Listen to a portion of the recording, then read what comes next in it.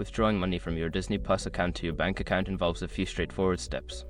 Follow this guide to ensure a smooth process. Step 1. Log into your Disney Plus account. Start by visiting the Disney Plus website or opening the app. Enter your login credentials to access your account. Step 2. Navigate to Account Settings. Once logged in, locate the Account Settings option. This is usually found in the Profile menu, where you can manage your subscription and payment details. Step 3. Check payment information. In the Account Settings, look for the Payment Information section. Ensure that your bank account details are correctly entered and up to date for the withdrawal process. Step 4. Request withdrawal. If Disney Plus allows for cash withdrawals, find the option to request a withdrawal.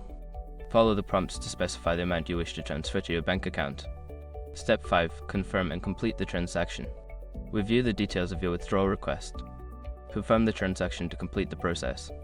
Keep an eye on your bank account to ensure the funds are transferred successfully. In conclusion, by following these steps, you can effectively manage your Disney Plus account and withdraw funds to your bank account. Always check for any specific requirements or changes in the process, as policies may evolve.